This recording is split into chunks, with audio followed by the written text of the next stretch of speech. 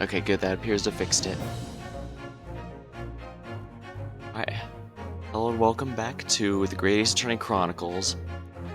Had a bit of trouble getting the stream started, but I managed to get all those frame drops to stop, and now we should be in good shape now.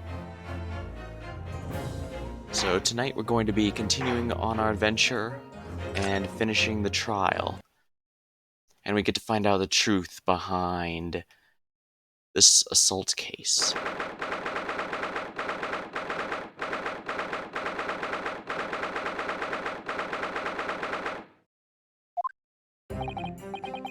Well, I never expected this. Who'd have thought we'd be back here again so soon? We're on a study tour of Great Britain with the intention of learning the country's legal practices. In order to research the latest court procedures here, we need as much court experience as possible. Well, yes, I suppose that's true, but for the person in the dock, it might as well be his or her and only time in court. It could be life-changing. In which case, treating it as research may seem a little, crass. Oh, you put it like that. You're quite right. Good morning. I'm Mr. Natsume. Good morning, and holy crap, his eyes are all pink. I'm pretty sure he didn't get any sleep last night. Oh dear, are you alright? Your eyes are terribly bloodshot. The early bird catches the worm, as they say here in Britain. Yeah, I've heard that expression. But I really don't want to catch a worm. So I tried desperately not to wake up early, but I was so worried I couldn't catch a wink. And now I'm absolutely exhausted as a result. Do all literary people take things so literally? Thank you for putting your faith in us today, Mr. Natsume. I wish I had 9 lives. My whole future hangs in the balance. I'm too terrified to tremble. Really, because I can feel the tremors in the floor. I can't do this, I can't take it. Although, please, locum student Mr. Naruhodo Esquire.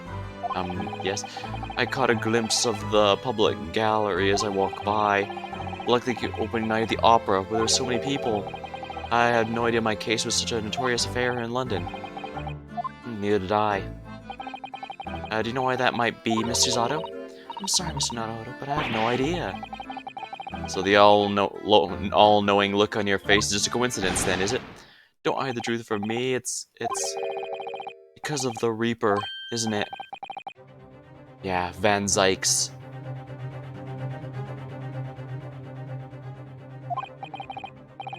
Is that right, Mr. Zato?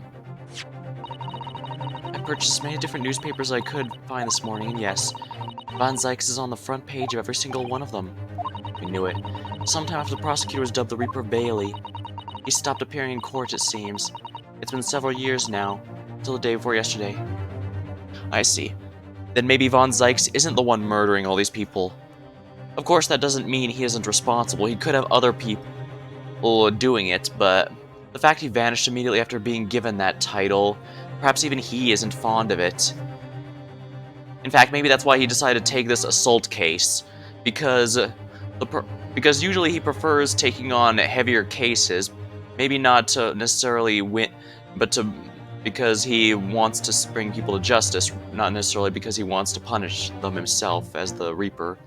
But when he saw that his reputation was causing people to die, he's decided to do a lesser case, one where the criminal isn't nearly as bad, to see if his curse follows him here. To see if...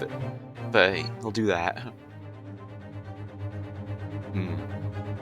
And of course, it may not be Von Zykes has any connection at all with what makes him the Reaper. It could simply be a matter of some zealot fan or some particular group is following him and punishing anyone he fails to get declared guilty. At the very least, the police seem to find it to consider it a good thing, but at the same time, that doesn't necessarily mean that Von Zykes himself likes that happens. In fact, we did see him staring at the burning stagecoach last time, but that doesn't necessarily mean he thought it was a good thing. Maybe even he was horrified that his reputation is still causing people to die, and that's why he took a lesser case. Because if someone dies from this, that would be generally agreed to be excessive. After all, they outright said at the start here, this is just an assault case, so if our client is found guilty, he will simply spend some years in prison. He will not be executed. Yeah, Inspector Gregson told us something similar, didn't he?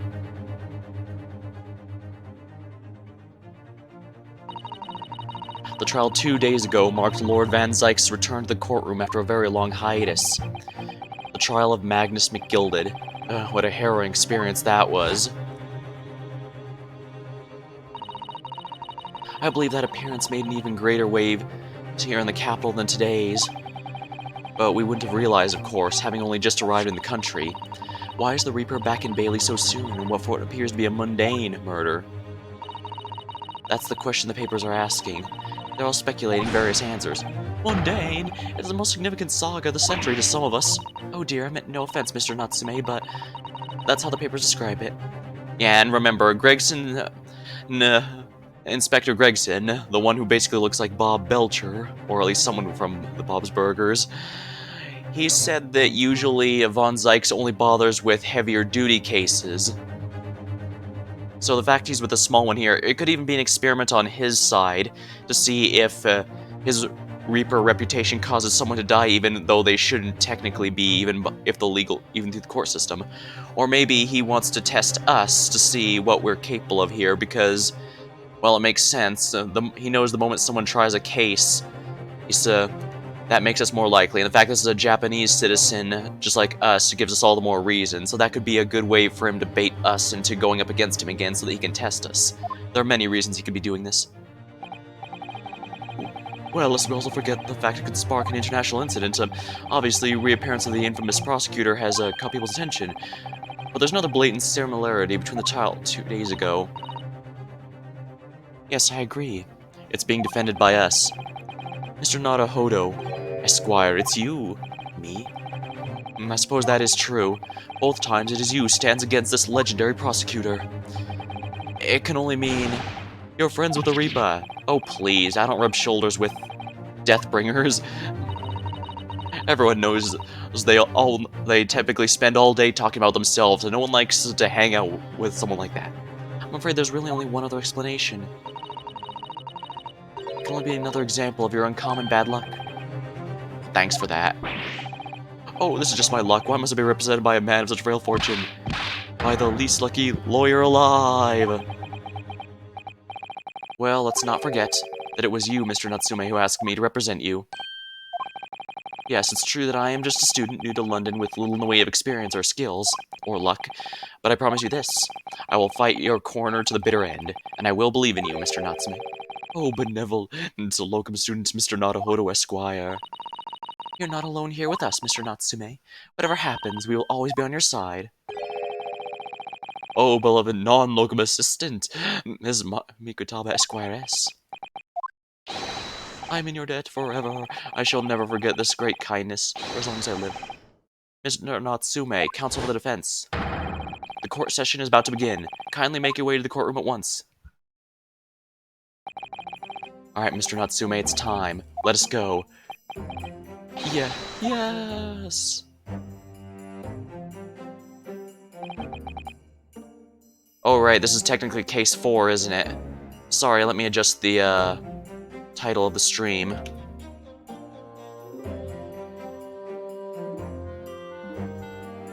What was that? Alright, this is it. My second appearance in a British courtroom. Yeah, sorry about that. I forgot case 2 technically didn't have a trial at all. So I accidentally counted the amount of trials period, rather than cases. Alright, I hope you're watching over me, Kazuma. Because this time, I won't let my faith waver. I'll believe in my client to his last. Just like you believed in me. I believe I can do this now. I am ready for this fight.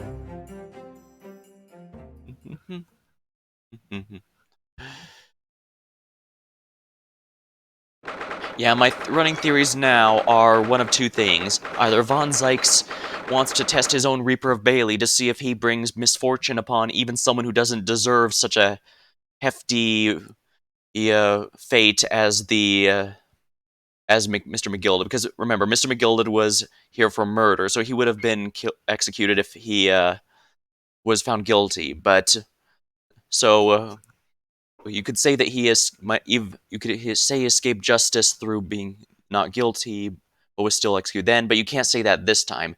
After all, if we find him not guilty and then he dies, that's way excessive because he would have only gone in prison if he was found guilty. Or either that, or our buddy Oh crap, Bruce Fairplay is here. He's absolutely going to want to... not going to like us very much. Or yeah, my guess is either Von Zykes wants to,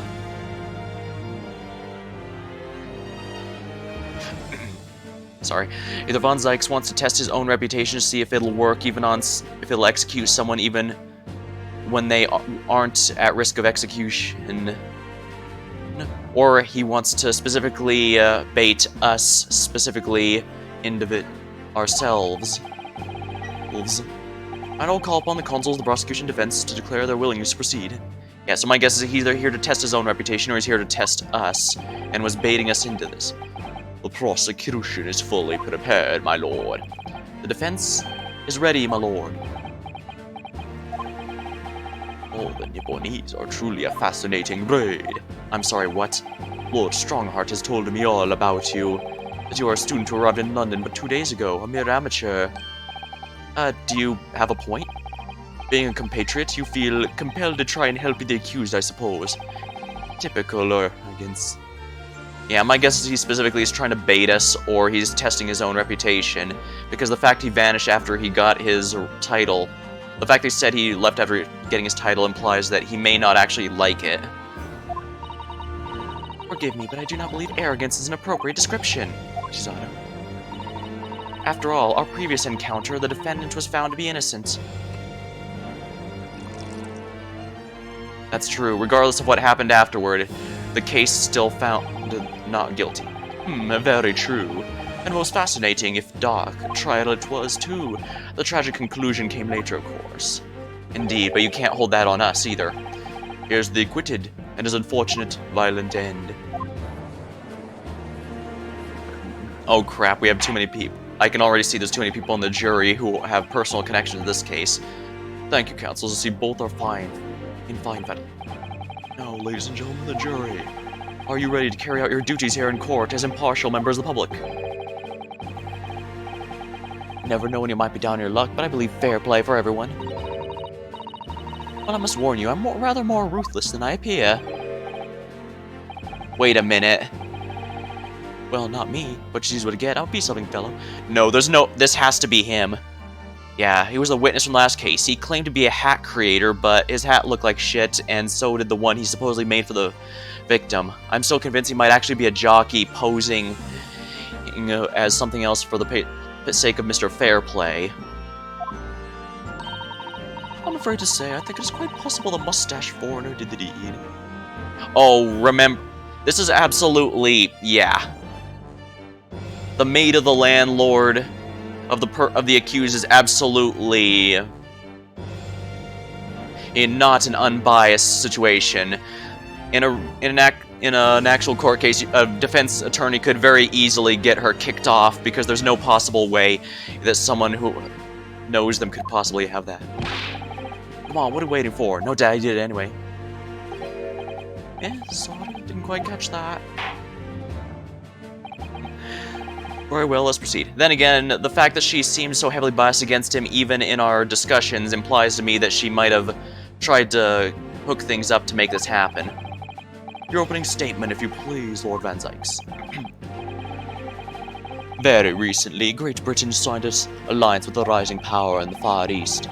The accused in the dock today is a student in that same land, a certain Mr. Soseki Natsume. And while our country has extended this foreign student the warmest of welcomes, regrettably the kindness has not been returned. In fact, the student is accused of a most sinister act. Of plunging a knife in the back of an innocent woman, who was doing nothing but walking down the street. I'm not talking about experience, those are the worst. Just look at that sallow complexion and short stature, he's those dreadful— oh my, that is racist. Come on, let's get this over with. Everyone with me now, 1, 2, 3. Sorry, didn't quite catch that. Pray, forgive the discourtesy of smashing my hallowed chalice in this great chamber. Allow me to call the first witness to the stand. Very well. Bailiff, lead the inspector in, please. Just like Gumshoe, we're going to be speaking with the Bob Belcher here. Your name and occupation, please. I know I could probably get Von Zykes' accent the way he is in his objections a bit more accurate, but I like more going with the stereotypical vampire. I mean, that is the aesthetic they're going for with him, after all. Yes, sir. Tobias Gregson, Detective and Inspector at the Scotland Yard. Would you please summarize the events of the case for the court, Inspector? The victim is thought to be a young woman in her 20s by the name of Olive Green. I beg your pardon, Inspector? A thought to be? Yeah, having stabbed by the back of her attacker's knife, the victim fell unconscious. That was 3 days ago now, and she's been comatose ever since. Oh, what? So they don't even know who she is for sure. Comatose, I see. But her life is not in danger. Fortunately for the Eastern student, the charge will not be murder. Pray elaborate on the details, Inspector. Yeah, that's why I keep referring to it as an assault case. So, it is definitely a felony. You would go to prison for years, but does not carry any risk of capital punishment. That would be considered excessive by any court. Alright.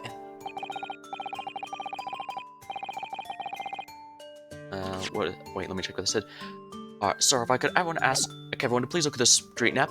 As mentioned, the incident took place here 3 days ago, at around 5 in the afternoon. It happened on the pavement running alongside the Briar Road, a wide thoroughfare for horse-drawn vehicles. It had not long since stopped snowing as the victim, Miss Green, was walking down the street. Out of the blue, she was approached by the accused and stabbed in the back. Luckily, the young lady's life was spared, and she is currently being treated in one of the city's hospitals. Being conscious as she is, we've been unable to take a statement from her, of course. This is the case file with everything we know about the victim so far. Thank you, Inspector. Thank you, Inspector. The court will accept these documents as evidence, if you please. Overview. What of the weapon that was used? Alright, first of all, we're gonna take a look at this. Alright, young woman rendered unconscious following stab wound. Victim, Olive Green, early 20s, pavement to Briar Road. Reporting officer, Rolly Beat. Victim remains unconscious. Her name is gleaned from her personal effects. The details are unknown. Apart from a single stab wound, no other signs of injury. The assailant was seen run away by the reporting officer and successfully reported the following day. Sir, that I have here, it was removed from the victim's back. Ouch, that big thing is starting to make me scared to walk down the street now. That's a folding knife. With a heavy blade like that, almost anyone could have been able to stab the poor woman. Even this scraggy-looking Soseki, I suppose. A commoner garden jackknife, I would say. Rather nondescript. Thank you, Inspector.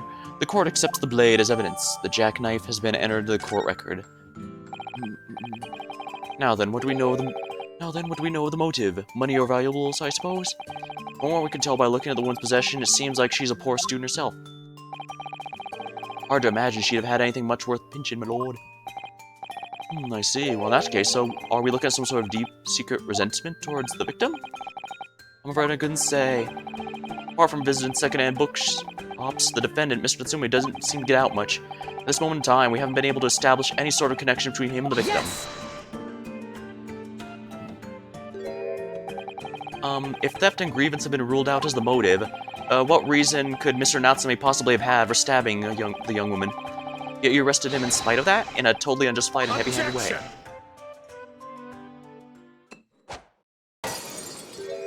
That could have hit someone. Pray forgive the discourtesy of fling a freshly uncorked bottle into the public Ow, my face! But your words have soured its hallowed banquet. For it is you, my learned friend, who is being heavy-handed here. I think that's a valid question. Scotland Yard does not arrest people without good cause. That should be beyond question. Inspector Gregson, the prosecution calls for your formal testimony. Explain to the court precisely why the constabulary came to arrest the student. Yes, sir. Let me take a look at the court record with the knife, just a large but common folding knife.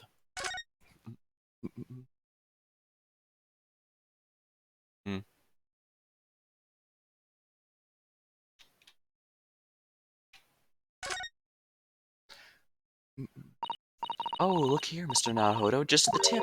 A small piece of the blade appears to be missing. You're right. Well spotted, Miss Susato. Wonder what could happen to it. Yes. You don't think it could still be lodged in the victim, do you? Oh dear, I hope not. Sounds terribly painful. So that's gonna be important.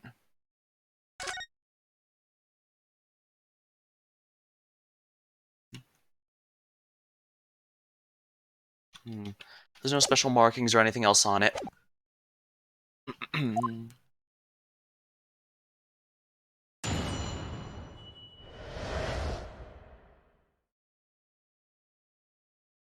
Mr. Natsume's arrest. Alright, as I said, it was 5 o'clock in the afternoon when the incident occurred, and there was unusually light fog. Visibility was reasonably good, and there was no one else alone but the victim and the accused. Out of the blue, the victim was stabbed from behind and subsequently collapsed to the pavement. The accused ran off, scattering his belongings all over the floor. Those being a number of old books he just bought. He was on his way home from the bookshop, it seems. It's just a matter of working out who the books belonged to, and we found the bloke to arrest him. Old books, you say? Yes, my lord, I have a photograph here of the scene of the crime, immediately taken after the incident. Ah, yes, I can clearly see the books to which you are referring. I'll take that photographic print as evidence, please, Inspector. The crime scene photograph. Oh, you are a spy. You are a spineless bleed, too cowardly to admit defeat, denying everything in spite of overwhelming evidence to the contrary. Yeah. I could see why you'd feel that way about the last case, because there really was quite a bit of evidence before we sifted through it, but I'm gonna be blunt with you, Van Zykes. This case is very clearly anything but a cut and dry. In fact, the only reason you even arrested him is because you literally had nothing else to go on, and you just wanted to nail someone.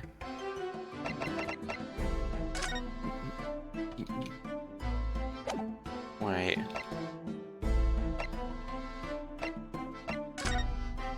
Yeah, that tracks. That matches up.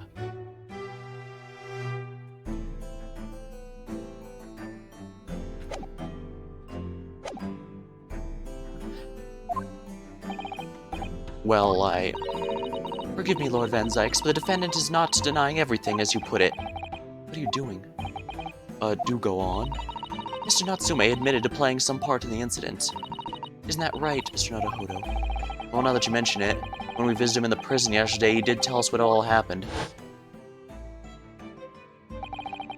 As I was walking along that accursed pavement, I could make out the sole silhouette of another ahead of me. A woman wearing a green overcoat. Well, just as I went to overtake her. She suddenly let out a scream and I collapsed on the cold, hard slabs of stone at my feet. I was terrified. I had to get away from there. So I ran as fast as my legs would carry me. Yeah, this is an extremely weak circumstantial case. They don't have anything hard evidence. A green overcoat? Oh yes, that's exactly what the woman in the print's wearing. Oh my, a photographic print in full color. What will the world come up with next? The defendant has done nothing more than admit he fled from a scene of a terrifying incident. That does not mean he's guilty of the heinous crime of stabbing the woman in the back. There was nobody else there at the time, just the two of them, the victim and the accused. In other words, there is nobody else who could possibly have stabbed the woman. A fact the accused concedes. Seems this cross-examination could prove pivotal, counsel. Alright, proceed, please. Yes, my lord. Nothing for it. I have to use this cross-examination to turn the tables here. It's our only chance. For better or for worse, I have to press everything. As I said, it was 5 o'clock in the afternoon when the incident occurred, where there was an unusually light fog. Let's get some more details on that. A light fog, you say? I was hoping that's what he would press on. Well, light for London. Let's see the opposite side of the street for once. Not much farther, though. That's light, is it? Around these parts, yes. Not something I expect a Japanese fellow like yourself to know. I don't think he's trying to be insensitive with that. It's just that he means that he's not from London, so it'd be hard to tell. I've read London is famous for its fog. But in my country, people usually imagine it gives the city a rather beautiful appearance. Oh, quaint. Yes, well, it's not something us Londoners tend to romanticize, as I expect you can appreciate. I see. This time of year, the fog causes a large number of accidents, especially when it's heavy. Sometimes you can't even see your own hand at the end of your arm. Indeed. The other day, I was very nearly trampled by horses before I could see the carriage they were pulling. Ooh, yikes. Sato-san and I definitely need to remember to stop, look, and listen, then. However, on the day that concerns us, the fog was somewhat lighter than usual. A fact no doubt lamented by the accused. Visibility was reasonably good, and there was no one in there but the victim and the accused. Hold it! How are you able to state that with any certainty, however? Quite simply, my learned friend. Because that is what the witnesses of this crime told us. Doesn't that by definition mean the witnesses were there too? Ah yes, Inspector Gregson mentioned the witnesses yesterday, didn't he? That's right. One of them is a policeman, I believe, or Scotland Yard. That is correct, ma'am. I can't seem to get a good accent down, a good voice down for the inspector. Then we must hear their testimony, shouldn't we? The prosecution will, of course, call them to the stand, should it be necessary. Wait a minute, 5 o'clock in the afternoon, in the middle of winter. Could have been dark already, couldn't it? No matter how light the fog might have been, no one would have seen if it was nighttime. I'm unaware of the situation in your tiny island in the east. But here in the capital city of Great Britain, all main roads are illuminated by the gas streetlights. The prosecution believes there would have been ample light by which to witness the crime. Quite here in London, for the first time in history, mankind has completely conquered the darkness. Which means we really need to hear those witness statements. If I could just get through the fog of this cross-examination, maybe we'll be able to. It seems the counsel of the defense is taking stock. Continue with their testimony, Inspector. Out of the blue, the victim was stabbed behind and subsequently collapsed on the pavement. From behind, you say? That's right, as you can see from this print. Yes, quite so, Inspector. The handle of the weapon is clearly protruding from the victim's back. And you say this poor woman, Miss Green, remains in critical condition, a comatose, no less. I'm afraid so, my lord. Yeah. She's being treated at Bart's. I was hopeful she'd come around for the trial so I could take a statement, but it wasn't to be. Yes, that is indeed a pity. It would have been most illuminating to hear the victim's own account of events. Luck is on your client's side, it seems. On the contrary, my client has been exceedingly unlucky. Your force of tone is seriously undermined by those disturbingly wide eyes, I'm afraid. The accused man ran off, scattering his belongings all over the floor. We might not want to press that one, just because that might look bad for us. Those being a number of books he just bought. He was on his way home from the bookshop, it seems.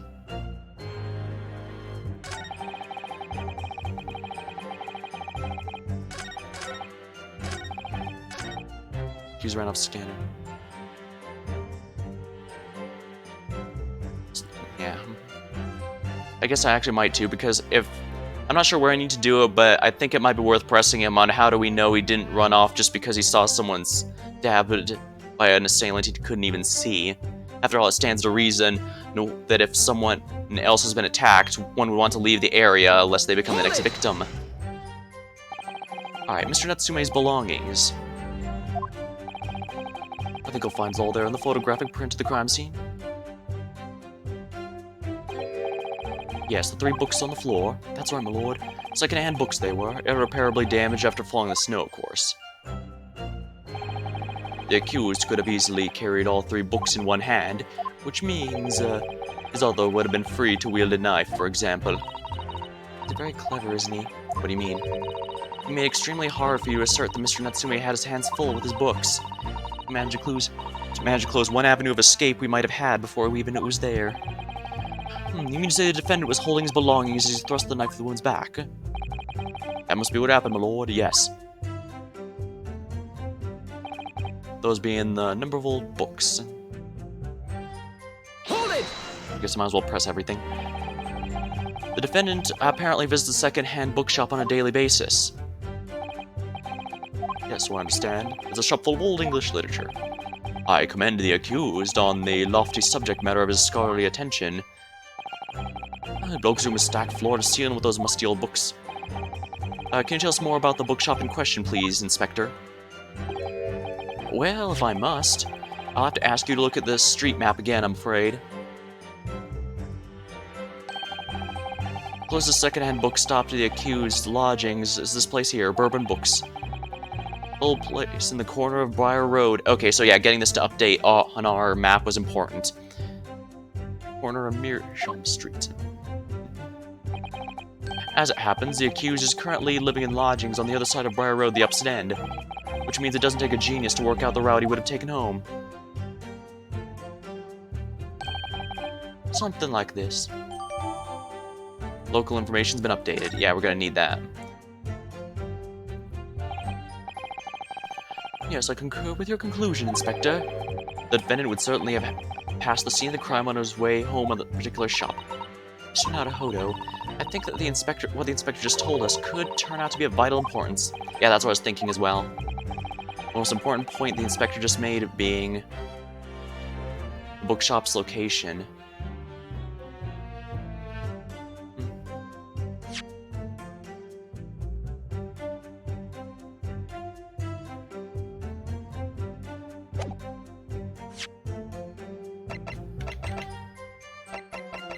Here we have the local map. Bourbon Books, Calabash Road.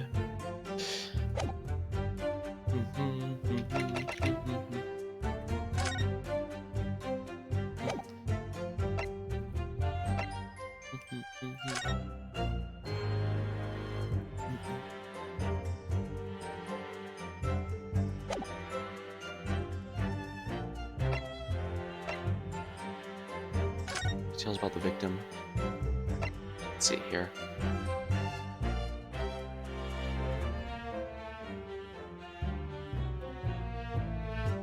Let's see here.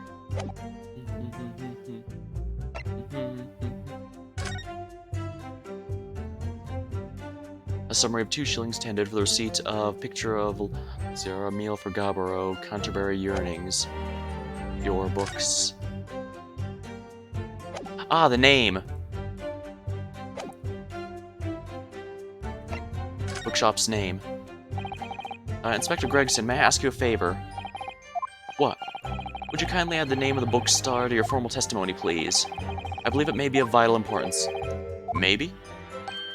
Oh, well, you know... Yes. It could be a very important clue. Very well. Not that I can see it being of any significance, but please revise your testimony accordingly, Inspector. Yes, my lord. Whatever you say. Could this man be any more sardonic?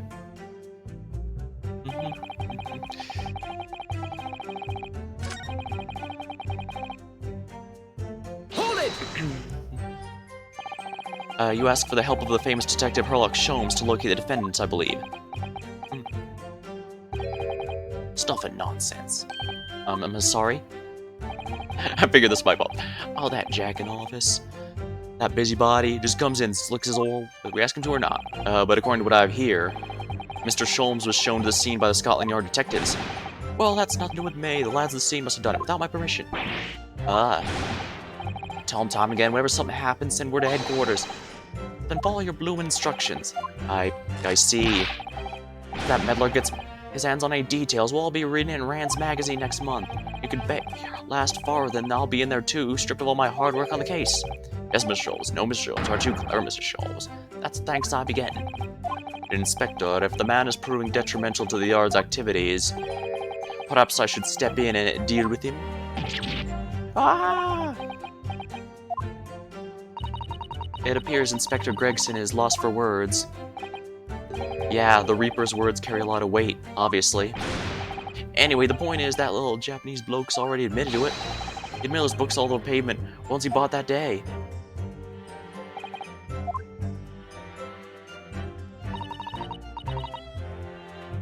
I think I need a drink. Give me just a moment, please.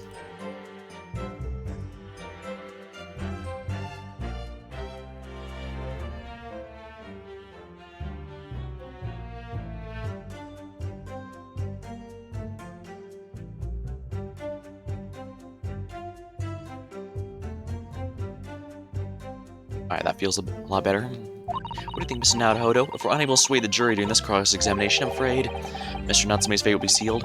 Yes, they're sure to find him guilty. So in one way or another, I have to expose the inconsistency in his testimony.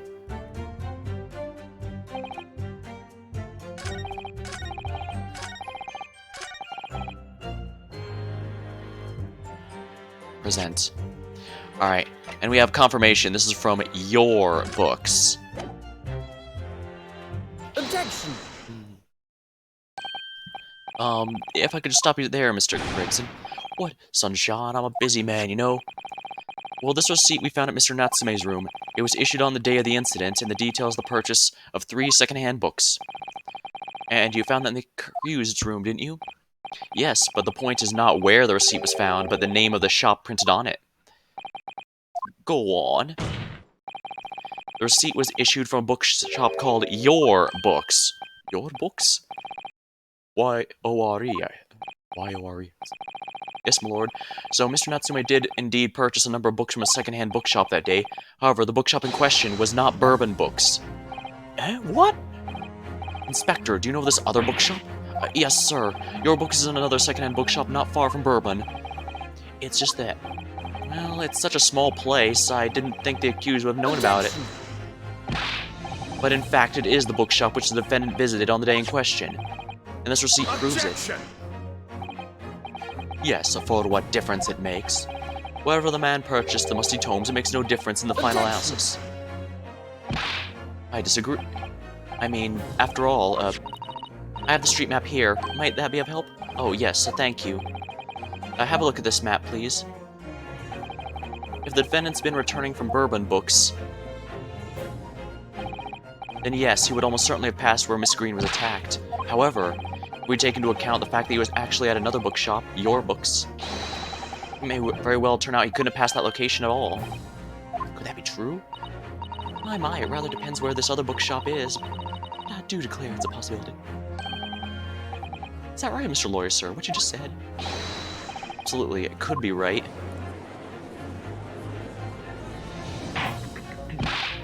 Inspector Gregson, where is this Your Books establishment? Well, obviously we looked into that.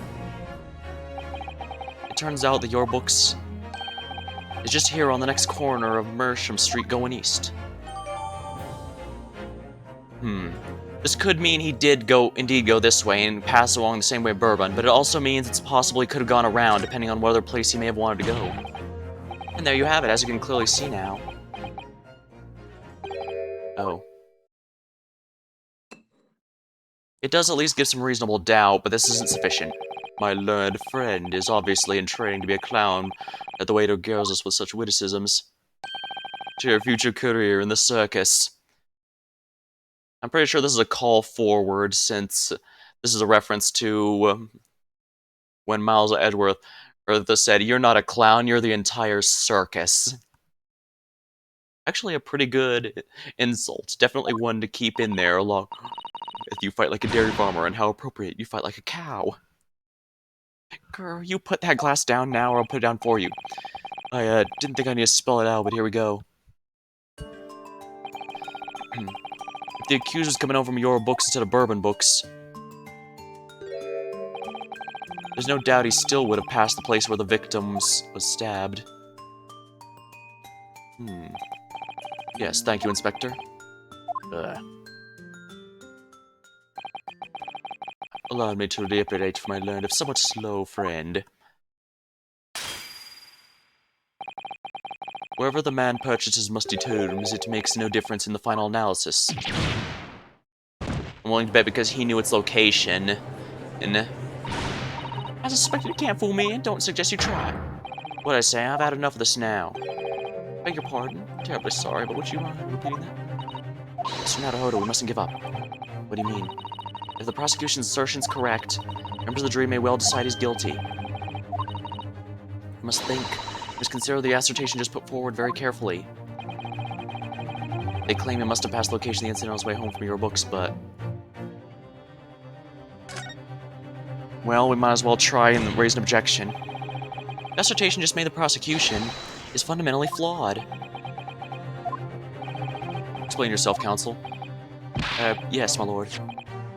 You can see what I mean on this map. When returning from your books to his lodgings, Assumination could have followed the route suggested by the prosecution, yes. However, this isn't the only conceivable route to take between the two places. If the defendant used Kalabak Street, then he arrives back at his lodgings without passing the location the victim was attacked. Talking back to a clown is a fool's errand, of course. However, I feel compelled to point out that that route is what is commonly referred to as the long way around. On a cold winter's night, why would any man choose to take a longer route home? The answer is extremely simple. He wouldn't. In other words, the accused took the obvious route back to his lodgings, the obvious purpose of his crime. Oh, but, aha, yes. Got it. Obviously, we must ask the man himself. Ask Mr. Natsume. I've already informed the court of the accused's response to such questioning. He claims he has no recollection. I suppose. That's right, as I said, the bloke seems to spend his time outside wandering aimlessly from A to B. That day was no exception. He says he doesn't remember where he was or which route he took home. I mean, I don't believe this.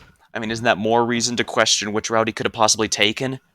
Nah, if he doesn't have much sense of direction. I thank you, my learned friend, and suggest we do not waste any more of the court's time by wandering aimlessly around the subject. Pray, what say you, significant jurors? But even if that is the case, the defense still...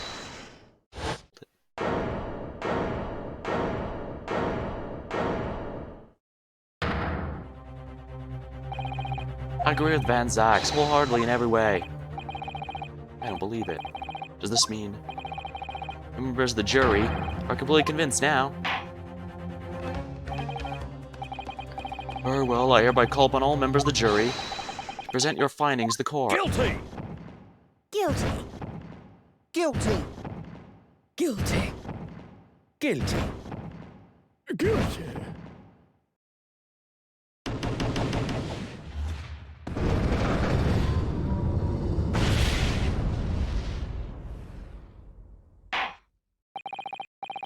The pair of the jury's leaning is unanimous.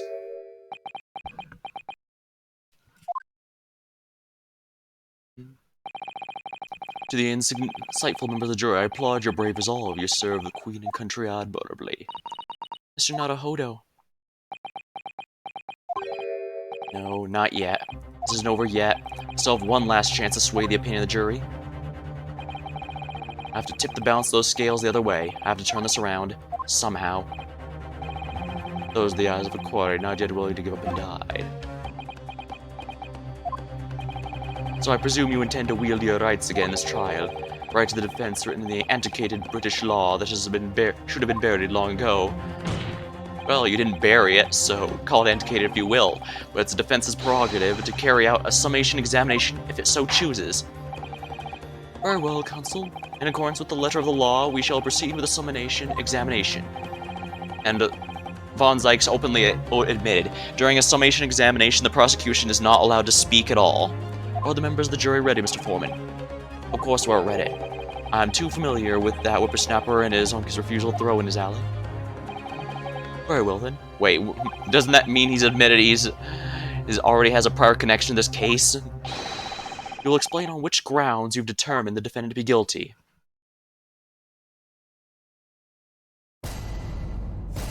Judicial findings.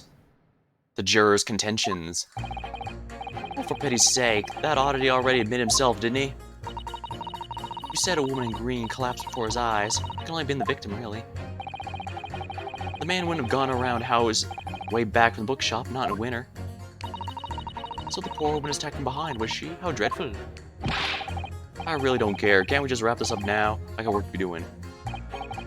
Your books, yes. Nice shop, that. Bourbon books? No, not worth a visit. These don't have as many clear contradictions as before. With only minor exceptions, the reason for finding the defendant guilty are all too clear. When the stabbing occurred, the only two people at the scene were the victim and the accused. And the accused himself has admitted to seeing the victim in her green overcoat sink the ground before his eyes. Furthermore, per the inspector, the defendant then fled the scene. I must say, I would have ample grounds to convict this man already. Oh dear, even the judge appears convinced of his guilt now. And why'd he have to run away like that? It's because for all he knew, the perpetrator was still around. He didn't want to get stabbed himself. Now he's supposed to believe in some phantom attacker nobody could see. This is impossible. How could I possibly make a case for the defense? Mr. Naruhodo, this is no time for grumbling. If I want to force the trial to continue, yeah, I know. I have to turn the tide. I have to make the jurors change their minds. Well, at least 4 of them, at least. Exactly. We have no choice but to forge onward. You have the floor, counsel. Begin your summation examination. Yes, my lord. Alright, I just need to keep this trial going somehow, whatever it takes. Come on, Ryanosuke, you can do this. Jury examination. The defense's rebuttal.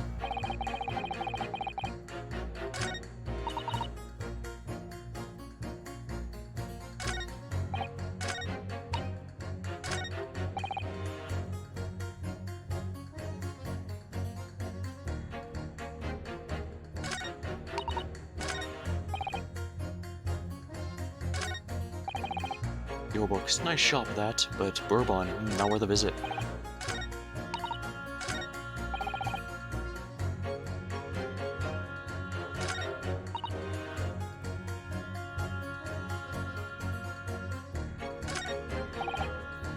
Pardon.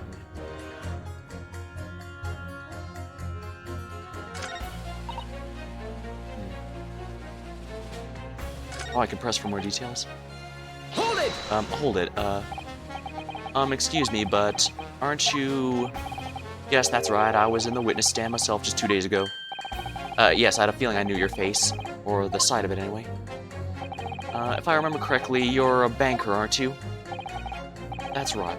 After the gold rush down under, I came back to London to work. It all going swimmingly until you started coming... Bruce Fairplay was a man of repute. I'm sorry. Don't think I've forgotten how you treated me the other day. You had me and that young hatter pegged as criminals. Oh, well, you know, water under the bridge. Oh, there's all sorts of rumors buzzing around. All the police have been badgering me nonstop. If I could turn back the clock, I would. Well, anyway, yeah, I don't know about the hatter, but at least I'm in the clear now. And free to make up my own mind about who's guilty and whose isn't. Thank goodness. Alright, maybe I might struggle to change this man's mind, given our awkward history. Oh dear, I wonder what's become of Mr. First now.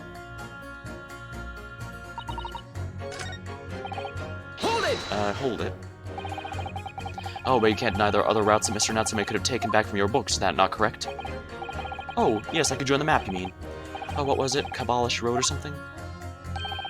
Precisely. But it seems to me that what counts is whether the...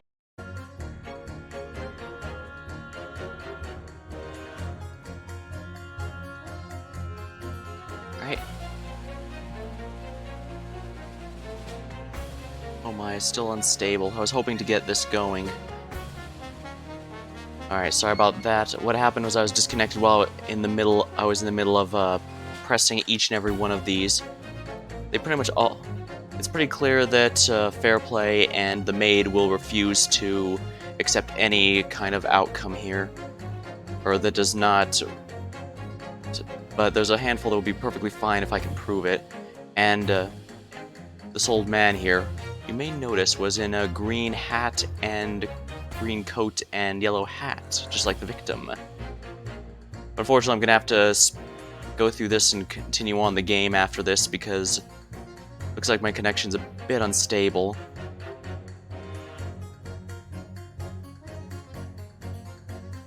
Unfortunate.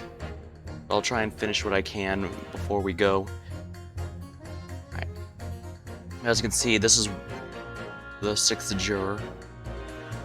Yeah. Alright, so... Well, I was picking up books... Alright. Do you go visit your books? I like the old books I have in there, yes. I enjoy reading them with a nice cup of tea. That's my daily routine. Same thing every day, including the day you were talking about. Time to visit. Well, I was picking out the books there, and I would just before 5 before I left. That's my daily routine, you see. Same thing every day, including the day you're all talking about. Just Multiple 5, you say, exactly when the victim was attacked. Are you sure about the time? I'm not about to forget that day in a hurry. Not the dreadful time I had. What do you mean? Knocked myself clean out, I did. I really thought my number was up. Wait a minute, let me get this straight. This happened on Calabash Road. That's right, I lived in Cornpipe, you see. Heading down Calabash Road is the quickest way for me to get back from your books. Juror number 6, I must insist. Please add that information to your formal statement. It may very well be very significant. Sorry, extremely sick? Oh no, I'm quite alright now.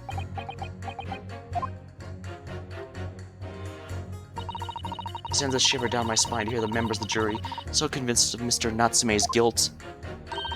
But I can't help feeling some of their opinions are rather subjective. I agree, it's the irrelevance of what some of them are saying that sends a shiver down my spine. Still, at least some of their assertions don't actually incriminate Mr. Natsume, if anything. That's something. We must use that to our advantage, cunningly. Yeah, you're right. Let's listen to the jurors again, carefully. If any of their assertions are at odds, I'll pit them mercilessly. Don't look back. Pit them all against each other.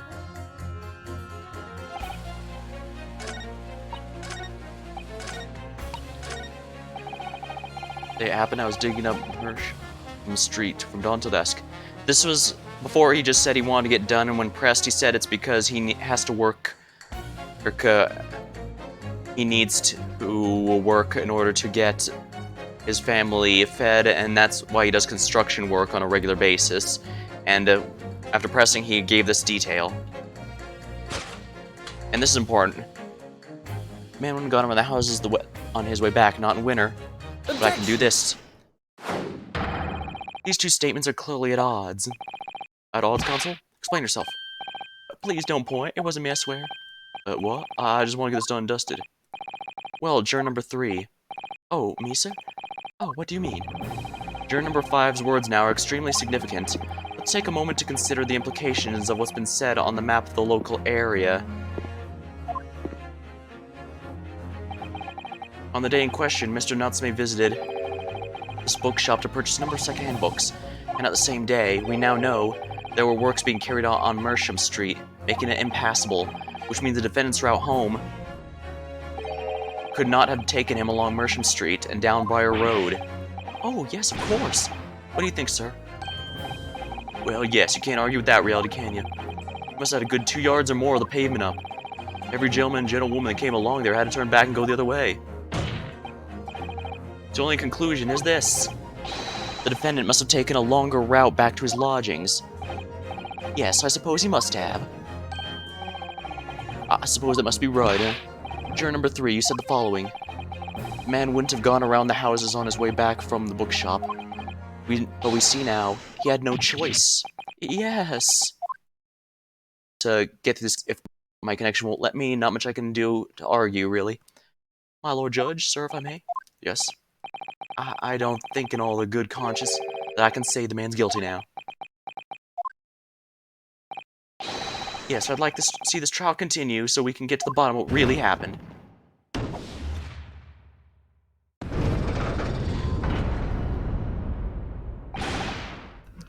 What about you, sir? Who, me? Well, alright then. If there's a hole in the prosecution's argument, it should be filled in, that's what I say.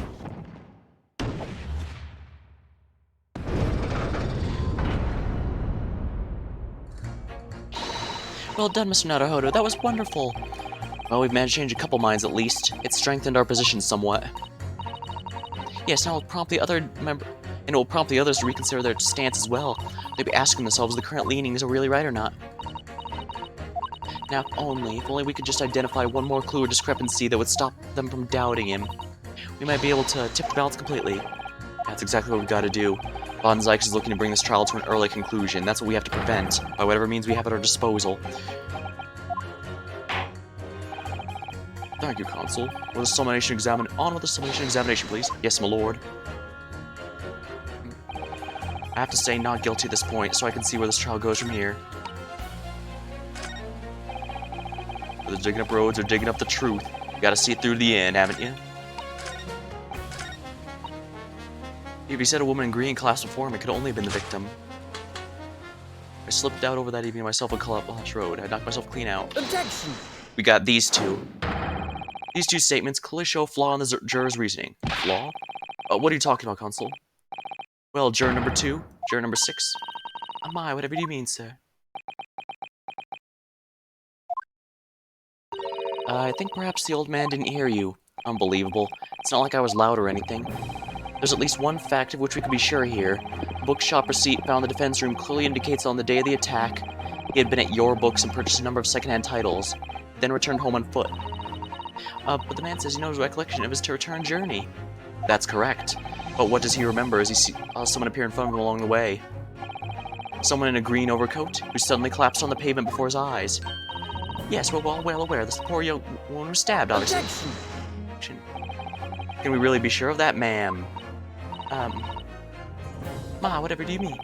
I'm sure you heard juror number 6's account of what happened to him that day? In that same afternoon, there was somebody else apart from the victim who was wearing a green overcoat and fell over on the icy streets of the neighborhood. Oh my. Referring, of course. 6. Ben and saw collapse in front of his eyes? Has a somewhat similar build to the victim. Well, look at that. My goodness me. I'm sorry, you need a pee. And crucially, we know precisely where the old man in green overcoat fell. On Cabalish Road. Therefore, for the person who Mr. Natsume saw collapsing in front of him was in fact juror number 6. That means the defendant must have taken the long route back to his lodgings. If that's true, then clearly the crime scene on the Briar Road where the woman was stabbed was not on his way home. Oh my. You idiot, old man. If you hadn't been so daft as to be roaming out there, we could have boxed this hours ago. Really? What were you thinking? We're such a befuddling hope.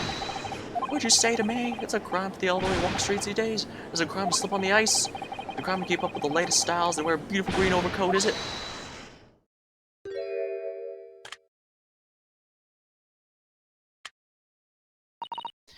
My lord, I do hope it won't cause any inconvenience, but you'd like to change your leaning, I presume? I do declare that I would. I should like to call for a verdict of not guilty. Thank you. And I would too. What? It's a crime to change your mind, is it? Well...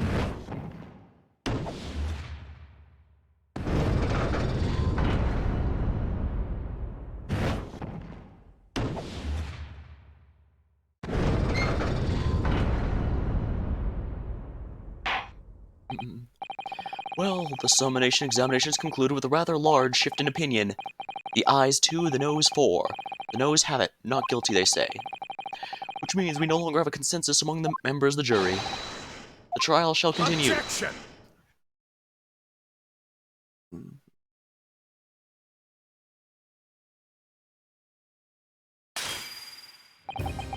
Would it seem, Archimedes, drink from my hallowed chalice moments after raising an objection? Only to crush it in disgust? Pray forgive the discourtesy. Lord Van Zykes?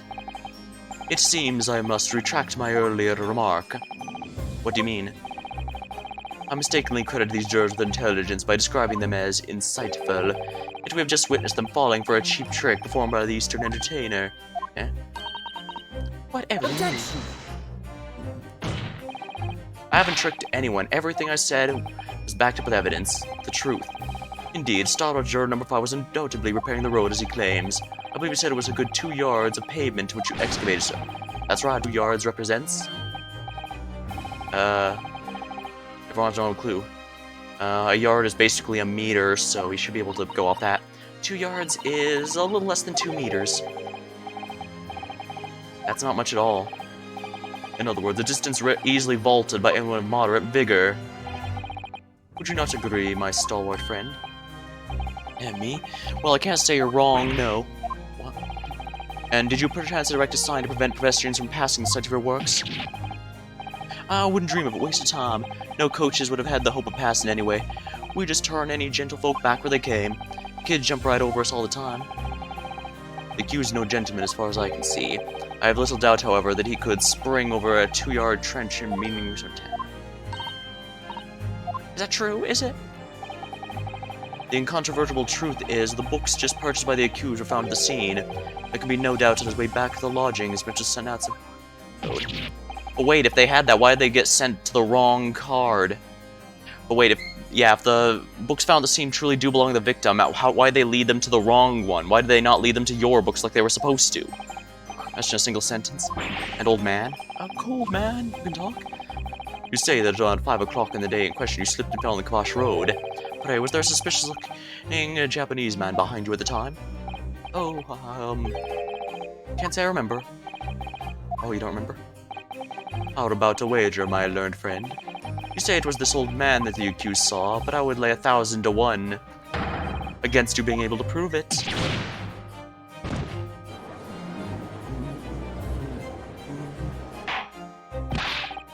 Order, Lord Von Zykes, explain yourself. My lord? If you had such a trenchant argument up your sleeve, why in the world did you not prefer it during the summation examination?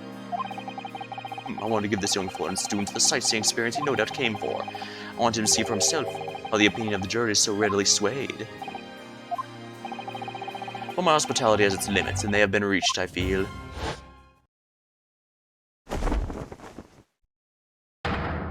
So, my learned friend, today's sightseeing tour of London is now over. What are you talking about? My lord. The prosecution requests permission to call its next witnesses to the stand. Granted. Bailiff, bring forth the witnesses. Its next witnesses. Mr. Naruto, do you not remember? We've been told on several occasions that there were eyewitnesses to the incident. Yeah, I remember. One of them being a Scotland Yard policeman, no less. I'm afraid it's likely the prosecution's next witness. Alright, no matter who Van Zykes brings the stand as witness, and no matter what they say, I believe in Soseki-san. I know he's innocent.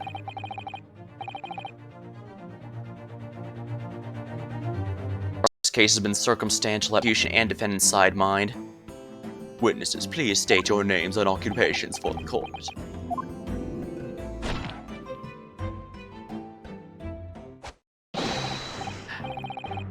Constable Rollybeat, sir. Hunter upon the street, sir. I'm Mrs. Beat, Patricia's my name. I'm proud to say I'm this young town here's wife. What's the story here? Well, in truth, we've not been married long. In fact, we celebrated our first anniversary only the other day. A young couple, how adorable. How cute. No, it was your husband I was asking about. He seems a little, tired. Hardly surprising. Whilst being an honorable occupation, patrolling the beats is the most demanding work in the world. Oh, really? I'm sure I've heard that before, actually. Indeed, apart from rare days off, our gallant officers trudge some 20 miles a day, you know. They patrol boarding houses and pubs, collect taxes, survey the streets, check that meters are reading true. They are responsible for keeping the streets clean, lighting and extinguishing our street lights. There are a number of items on the list that don't sound much like policing duties at all. I wouldn't just be falling asleep at my feet, I'd be collapsed long ago. But it goes without saying, a policeman's primary duty is apprehension of criminals. Even when he's off duty, the constable is expected to investigate and resolve any crimes on his beat. For London Bobby is a man of honor. And a man of slumber, it seems. On the day in question, this man and his wife were walking down Briar Road in the opposite direction, and they witnessed the incident as it occurred. Is that not correct, Mr. and Mrs. Beat? That's right, sir, isn't it, Rolly? Constable Rolly Beat, sir. Nothing to report on the streets, sir. What a great witness he's gonna be. Alright, very good. I'd like to hear your formal testimonies now, please. You'll tell the court exactly what you saw on the afternoon of the incident. Yes, sir.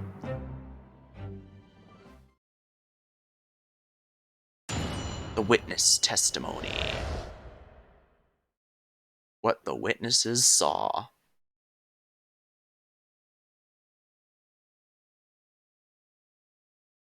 It was our wedding anniversary, and Roller was taking me out for a meal. There was no time to change after work. Anyway, the two silhouettes appeared in the fog in the pavement in front of us. All of a sudden, one was collapsed on the floor, and the other scattered something before running off. We ran straight over, of course, and we went for help at a nearby police spot. It's definitely the Japanese man then. Rolly and I both saw him clear as day. testimony, I must say. And his testimony is true. Alternative course of events you established was never viable in the first place. I don't know, man. You're expecting a shut-in, and basically, you're expecting absolute basement, the 1900s version of a basement nerd to be incredibly athletic as to jump over the thing. That seems like kind of a stretch. What unfortunate. And your wedding anniversary too. Oh, I know. I still managed to go for the evening with my man. I think I'll love it. Gosh, the life of London Bobby sounds hard indeed. Indeed. However, this course examination will be over in minutes. You may well have time to rest this afternoon. What do you mean by that? My learned friend, the witnesses saw the face of the man fleeing the scene. They are testifying under oath that it was with no doubt the accused, Mr. Natsume.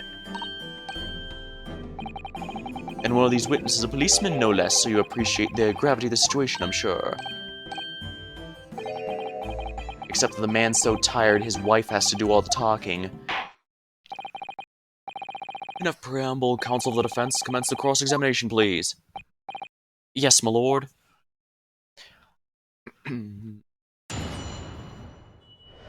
Cross-examination. What the witnesses saw.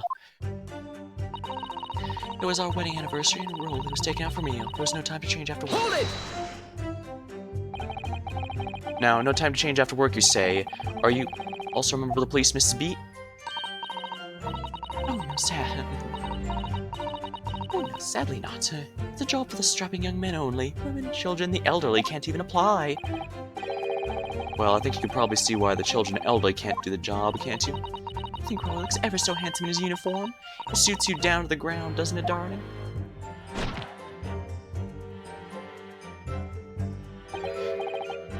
What? I just finished my beat. Pat and I were heading back to the station. I was actually planning on getting changed there. Is he talking in his sleep? This is creepy. Oh no, really, I much prefer you in uniform. Sometimes I don't recognize you when I see you in plain clothes. Oh dear, that doesn't seem healthy. Kindly adhere to the point. You were going for a meal after you finished your beat for the day, correct? That's right, sir, yes, although I was fit to drop, to be honest, after spending the whole day on my feet. The policing is my life, sir. As long as I'm a proud owner of this, I'll serve my city, my queen to the end. What's that now? All policemen have sworn duty to patrol the streets of London town and uphold the peace of the common man.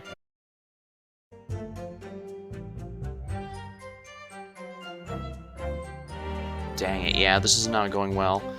I'll just complete this and then this cross-examination, then save and quit.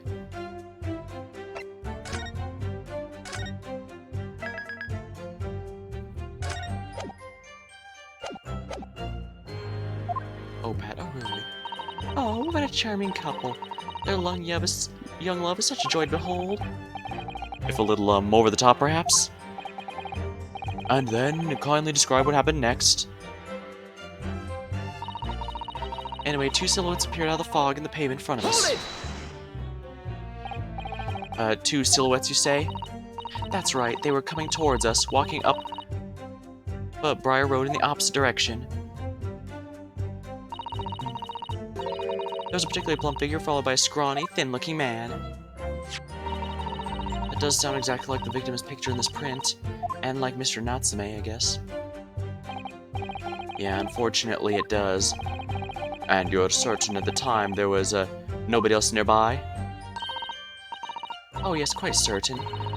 It was dark, but there are streetlights on Briar Road, you see. There's nobody else around at all. Isn't that right, my darling?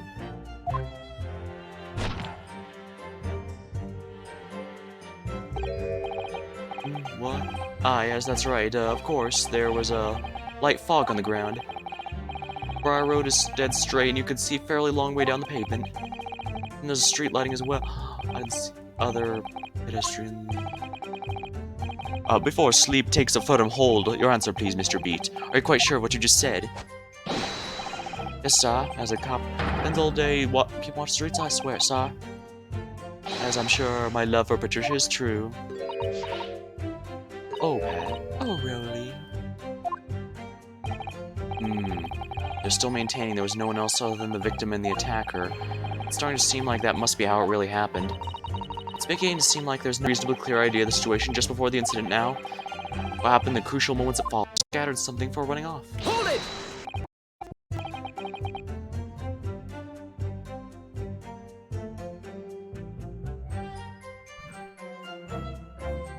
Oh dear. Yeah, as expected, this isn't holding up very well. Scattered something. What do you mean by that? Oh, well, I couldn't quite make out what was at the time, but when we got closer, we realized what it was. Didn't we, darling?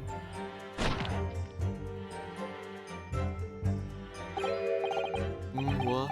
Ah, yes, that's right. There were some old books. Oh, I see, old books.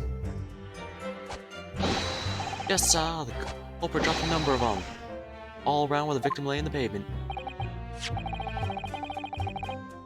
Indeed, it's clearly pictured in the photograph. That rotten Japanese man did that when he did the deed. Let's not forget that it remains to be established the defendant was indeed the attacker. But we saw him was the man in the dock without question. So, that mustache, the hunchback, the cat-like eyes, the top mouth, the snub nose, everything. Any more insults you want to throw in? That's right, look down on the poor defenseless woman with those terrifying intense eyes. And then stubbornly threw his books to the pavement and ran away. I see. This is tough. They seem as though they're telling the truth here. May I remind the court this is unambiguous testimony comes from a policeman and his wife. Now please, continue. Yes, sir.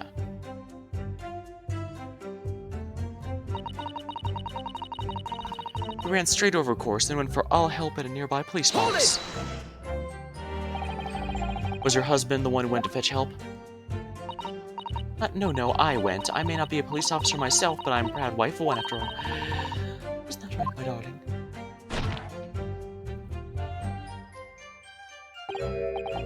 What? Yes, that's right. I asked Miss Beat to go. I was off duty by that point, but Bobby's never truly off duty, of course, so I felt obliged to stay and guard the scene. Very laudable, Mr. Beat. Preserving the scene of a crime is a task of considerable importance. That's why I sent Patricia, you see. I told her where to find the right police box. Forgive my ignorance, but what do you mean exactly by the right police box? It depends on the crime's location, you see, as to who deals with it. Where the woman was stabbed wasn't actually on my beat, so I told her to report it. You know? And thanks, dear Swift, for small citizens. Oh, please, you're making me blush, isn't he, darling?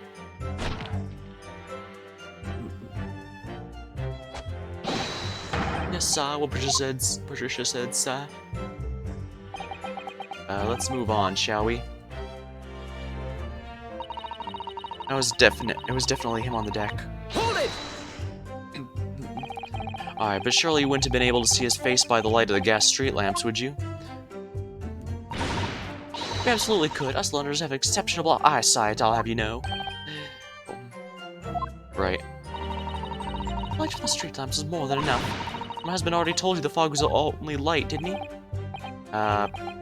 Yeah, and what of the fog? We're famous for it across the globe, I believe. But it's an absolute menace to those of us who have to live with it, of course. Oh, it is. When it's thick, you can't even see the hand at the end of your own arm. No, I'll take your point. Could you stop shaking your husband about? The constant fog makes our eyes very sharp, you see. That's why we can... I can tell you for sure that it's the little Japanese man we saw. Can't we, darling?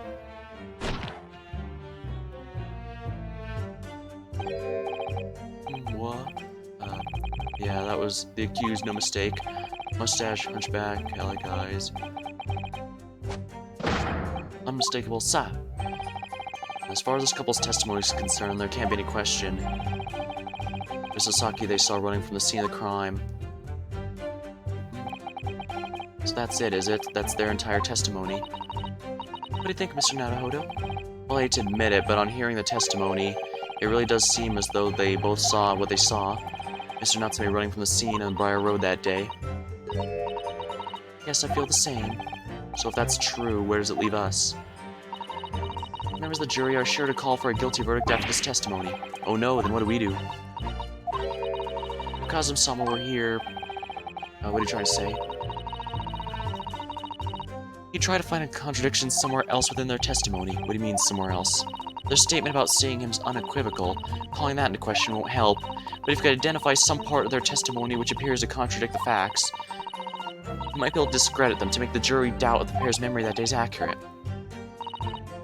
Put simply, we must focus on finding a discrepancy in the statements somewhere. If we don't, I'm afraid the trial may reach an early and unfavorable conclusion.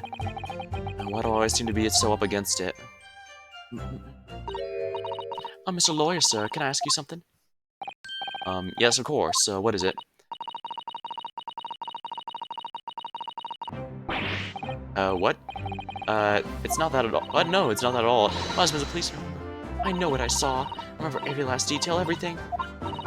No, I know. What about the books the man dropped? I could tell you the name of every single one. You dare to question how reliable my testimony is? That will do, Miss Beat. No, won't do it all. That Japanese lawyer has no idea what I'm capable of. I haven't decided to forgive him for insulting us. I don't think for a minute that Rolly will. I really didn't mean to cause offense. Please put your husband's fists down. Perhaps you'd like the opportunity to supplement your testimony, Miss Beat. Might that appease you? Oh, thank you. Alright, that would settle things nicely. Wouldn't it, darling?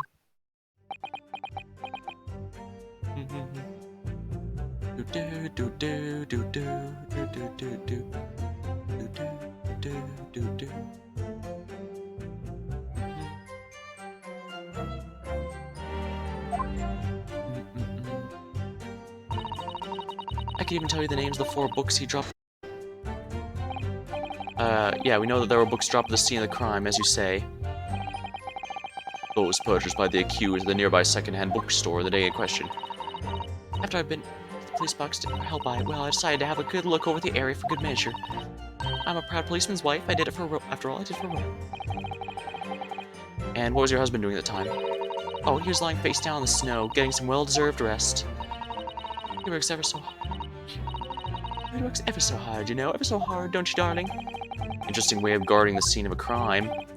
Well, Miss Beat, seeing as if you regaled the court with tales of your powers of recollection, would you be so kind as to recount the titles of the books you observed the scene? Oh, okay, I didn't... I'd be happy to. Now are you all listening? There was the picture of Monsieur Somebody Bather, and What's It Yearnings. And there was a meal for someone, and the last one's definitely the Thingamy something.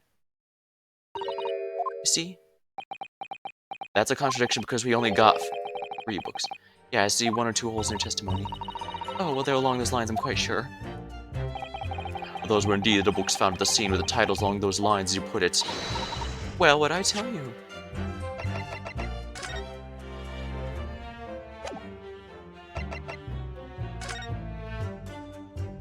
These 3 are his, but... Okay, so we know the murderer tried to frame him by placing his books there. So I think it's very mean the way you've been implying my testimony can't be trusted. But don't you agree, darling?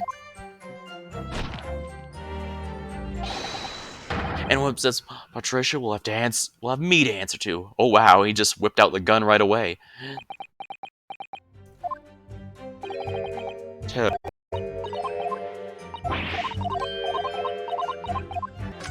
Could present this to show he only got 3 books, but then the prosecution can simply argue that that the last one could be someone else's. Oh my.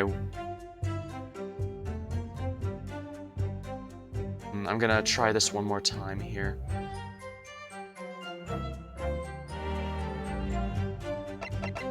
Objection! But the prosecution can't make an excuse. Alright, so you're saying there were 4 books. That's right, I remember all of them. A picture of Monsieur Somebody, What's It Yearnings, a meal for someone, and the Thingamy something. I'm sorry, Miss Beat. But there is a fundamental flaw in that statement of yours. Oh no, what flaw? Simply that, at the scene of the crime, there were only 3 books, not 4. What? Have a good look at this photographic print of the scene of the crime.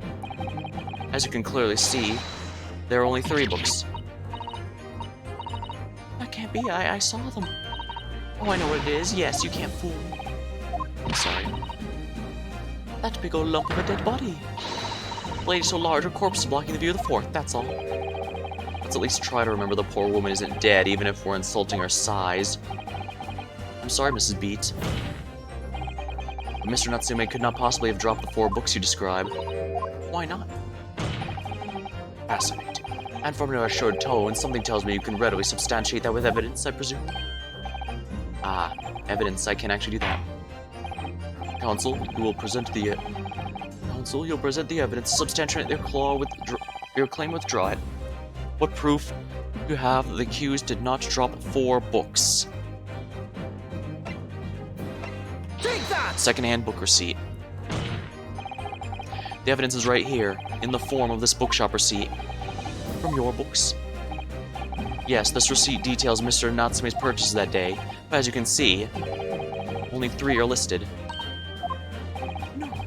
Therefore, Mr. Natsume could have only dropped 3 books at the scene of the crime, which means your powers of observation, madam, cannot be relied upon. So it cannot be denied that although it was the defendant you saw, you could very well be mistaken. Oh no, oh no, no, no, no. No. Objection!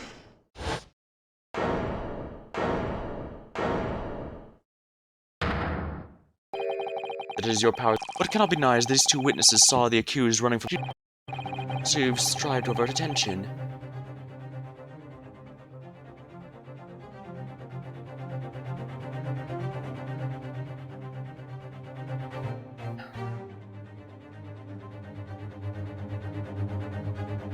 Okay, looks like it only lost connection for a minute, but still unstable. Inconsequential discrepancies. Would that be fair? Yeah, he sees right through me. But your plan is somewhat reconciled against you. What are you talking about? It is quite simple. Let me explain with a toast. The policeman's wife and her entirely accurate testimony in every respect. You see, the matter is not up for debate. At the scene of the Briar Road, a total of 4 books were most definitely found. But what about the photographic print? It only shows 3. Quite right, only 3 can be seen in that print. That print? You mean to say... Allow me to present another, one that shows the victim's hand. The Lion's Pride. I don't believe it. It's the 4th book. As you will observe, the 4th book was hidden from view in the original print by the victim's torso. Damn it. That's a very bad surprise to have to deal with. Order! Order! Order! Order! There, see, look at that. Look. Yes. Just like I said, isn't it, my darling? Yes, sir, the purchase is all right, sir. Let us study the receipt for books purchased by the accused in the day in question. Miss Beat, the titles... Once again, if you please. Oh yes, of course. Picture of Monsieur somebody or other. Picture of Monsieur look... What's it, yearnings? Canterbury yearnings. A meal for someone. A meal for Gabriel, in fact. As the court has just heard, the witnesses remembers the book titles flawlessly, save for a few minor details. Miss Beat's powers of recollection can only be described as exceptional. Hear that, Rolly? The gentleman paid me a compliment. Yes, sir, flawless, sir. Patricia's flawless. Oh, but there are only 3 books in the receipt, and Miss Beat mentioned 4. There's nothing surprising about that. Clearly the 4th beat mentioned in the receipt. It's not at all, my lord. As the photograph clearly shows, the 4th book was found in the victim's clutches. In other words, it belongs to the victim. The victim was holding her own book. I wonder, what became of the 4th book? Obviously, it wasn't overlooked by the investigating officer of Scotland Yard. I have it here as evidence. You will submit that in the aforementioned photographic print to the court, please, counsel. My pleasure, my lord.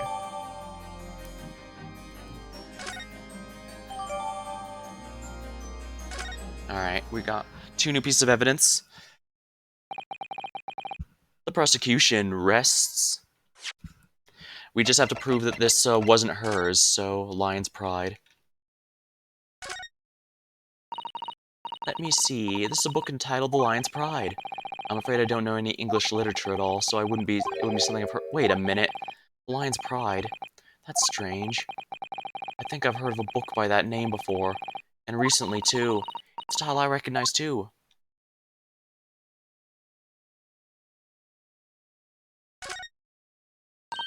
Oh, look at this! The book's been badly burned. You're right. You'd never be able to read it in this state, especially not in the latter pages. Oh, what a terrible waste. Judging from the scorched edges of paper, I think the damage must have occurred very recently. A book recently damaged by fire. What does that seem to raise a red flag with me?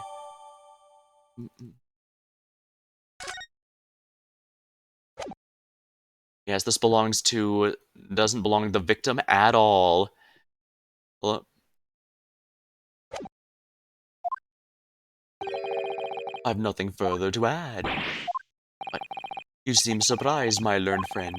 But your resistance until now has been in vain. Entertaining, yes, but futile. The spurious long route to the accused lodgings you tried to establish in your summation examination, and the attempt at discrediting the witness's powers of recollection in your cross-examination. Futile. I walked around this, didn't I? See everything we said is true. Isn't that right, my darling? Yes, marry me, Pat. So, perhaps the ladies and gentlemen of the jury would like to reconsider their positions? Should the court waste any more time on this travesty? Or is the decision you have to make all too apparent already? You have heard all the witnesses and seen all of the evidence. The trial has run its course. Mr. Naruhodo, I'm afraid we're in a terribly precarious position. I'm glad my internet's stabilized, but sheesh, this one's going to be a pain. I know, but if I fight back the wrong way now, I could very well just make matters worse. Think, Rhinos. Okay, think. What would you do now? Raise objection. My chance to establish a credible defense, and you failed. The die has been cast. There's no more room for debate. Well, it might be over as far as you're concerned, but... I can't think of what to say. If I may, Lord Van Zykes, it seems somewhat boorish to close down the debate at this point. Your insignificant little Eastern Isle must be a lawless hole indeed, for a lowly judicial assistant to have the audacity to intervene at a moment like this. Oh. I am, to my shame, still a very inexperienced lawyer. So you will have to forgive me, but I consider my assistant's advice essential and her opinions invaluable. One of this land's great guiding principles is tolerance. So the court will hear you, madam. Go ahead, Miss Usato, please. Very well. Pray, what insight can you give us? What have we all overlooked in this matter that you see fit to pursue further? Well, the court has been presented with new evidence, but only after the last cross-examination finished. I see. And you believe this new evidence warrants further examination, do you? Mr. Naruhodo, what do you think? It's just possible this new evidence might be the decisive proof we've been waiting for. The judge is sure to ask the members of the jury to announce their leanings in a moment. And of course, he's sure to ask you to explain what the crucial piece of evidence is and why, so we must take this opportunity to examine the newly presented evidence as thoroughly possible. Yep. I understand. Okay, I guess I was ahead of the game by checking that out. This is it. Suzato-san managed to win us one last chance here. I can't let it go to waste. The defense wishes to present evidence, my lord. Very well, the defense may present one further piece of evidence. Evidence that apparently offers a profound insight into this case, and has hitherto been overlooked. Take that! The evidence in question is what we can see from the newly presented photographic print of the crime scene. The fourth book, found in the victim's hand.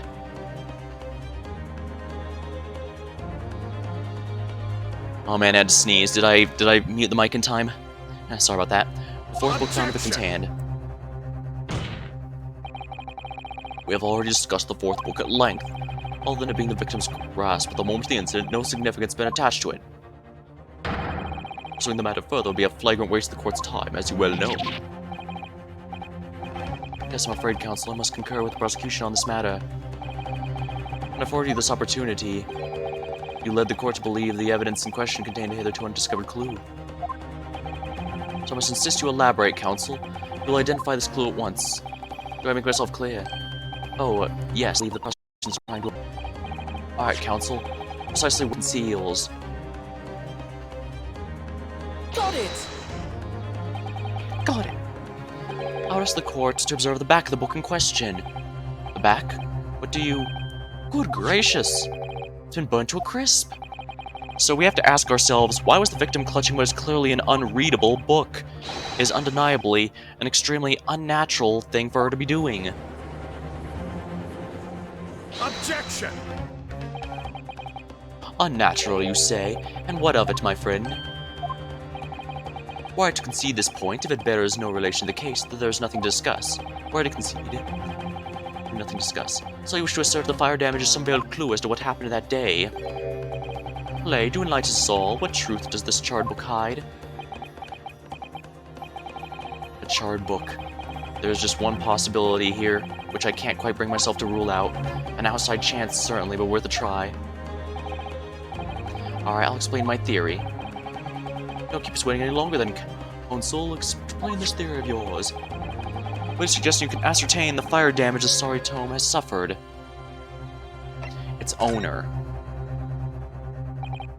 My lord, the burn on the back of this book reveals a startling truth about the book's true owner. I beg your pardon? Oh, but we already know who the book belongs to. The victim was grasped in her hand.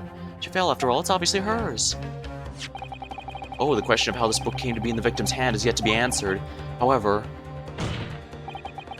as to the questions of who the book really belongs to, where it originated, the defense has very credible answers. Oh, good gracious, how could you possibly... Very well, I'll play along with this futile attempt to delay your inevitable demise. But do remember, the members of the jury may well burn you if your little gamble goes awry. Counsel, the defense's response here is very likely to influence the final outcome of the trial. So tell the court, who do you claim is the owner of this burnt book? John Garridib. The answer is the book belongs to the couple who owns a house where the defendant has his lodgings. A certain Mr. and Mrs. Garridib. The landlords? Okay, so it would have been accepted either of them if I selected them. And whether this is some kind of extraordinary coincidence, some kind of fate at work, I don't know, but all the people in London, one of the 6 chosen for jury duty in this courtroom today is none other than Mrs. Garridib herself. Oh my goodness, me? I think I must be mistaken, sir. I'm not Mr. Garridib's. And how about a simple question for you? Have you ever seen this book in Mr. Garridib's house? I would never presume to know all the books he keeps. Objection! This is outlandish behavior. This woman is accused of the landlady, you say? You implicate the hardworking member of the public. You besmirch her without a shred of evidence. Your actions are unforgivable. It is not mere conjecture. The defense happens to know that on the day in question, almost exactly the same time the victim was stabbed on the pavement below, another incident was taking place in the room on the top floor of Mr. and Mr. Garridib's house. Good lord. What sort of incident, counsel? A fire, my lord.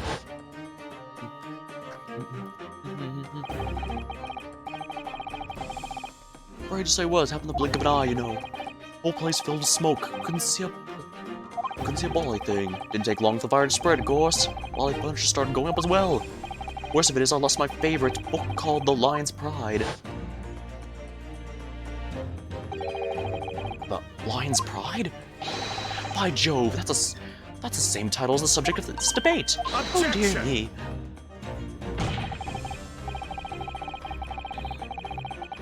This is irreversible. All you've told the courts is the book of the same name was involved in a fire, in which case it would be reasonable to assume that it was burnt to ashes.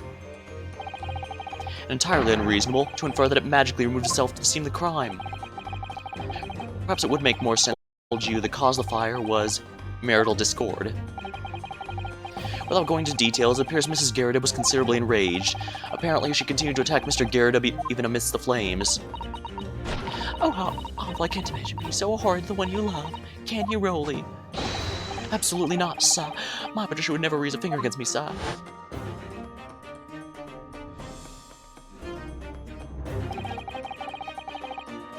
I had all my favorite novels in that case, but as soon as the fire got hold of them, that was it. Whoosh, up in smoke. Then the wife started hurling things at me.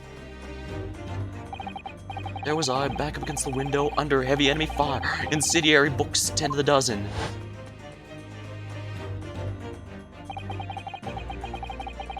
The man had his back up against the window and he had burning books thrown at him? Goodness gracious!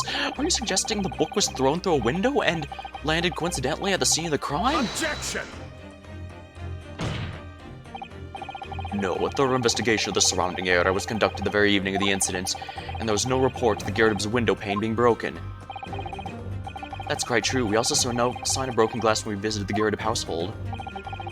It's not conceivable that the window was open at the time, not at the season and the chilling weather that accompanies it. Was a flaming projectile thrown by Mr. Garrett's wife? I believe it's a possibility, my lord. I mean, we just said the whole room was filling with smoke and on fire. That's quite enough. Well, I hope that everyone can see you for what you are now, you little folk trickster. You call yourself a lawyer, but you're just a coward. A mean coward. Really? Claiming our little tips of the whole neighborhood are light, honestly, implying that I'm merely posing as a maid for appearance's sake. How could you? You have nothing to do with this beastly case, not any of it. All you've done is sully our family's name. No, I assure you that was never my intention. Dragging an upstanding citizen's name through the mud simply to divert attention from your failing defense. I should box your ears, that's what I should do. It's utterly unforgivable. Too right. Here we go. How long have we sat here now listening to this guy spouting his crazy foreign theories? But think about it. At the end of the day, the only person who could have possibly stabbed the victim is that little hunchback with a mustache. He ran away from the too. I do declare you're right. It is true. Yes, what'd I tell you? Makes sense to me. Sorry. What's that? Well, it would appear the ladies and gentlemen of the jury are once again in full agreement. What is your position, Lord Van Zykes?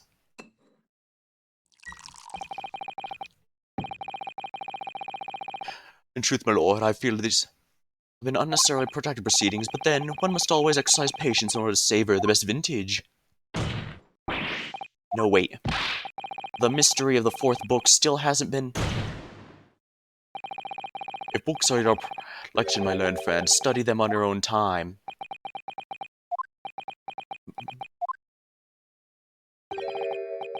What? No, forgive the discourtesy this time? In that case, ladies and gentlemen of the jury, you'll now state your individual decisions regarding the defense culpability. Guilty! Guilty. Guilty! Guilty! Guilty!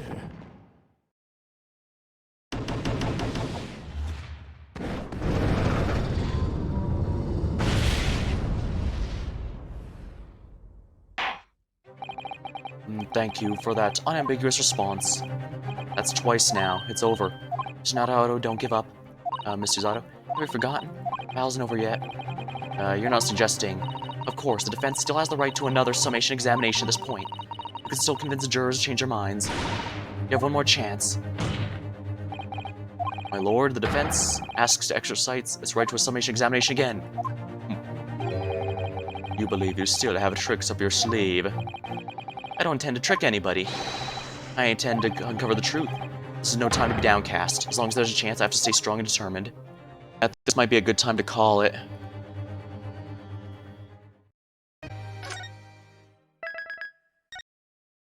Alright, well, connect a decent way through this, and we should finally be able to get some mature answers next time. Hopefully I'll have fixed my connection by then as well. Until next time, thank you for watching. Hope you had a good time. I've been continuing to upload to my YouTube channel as well, so if you want to check any of my really old VODs, you can go there, or if you want newer ones, I save my VODs on Twitch for as long as it allows.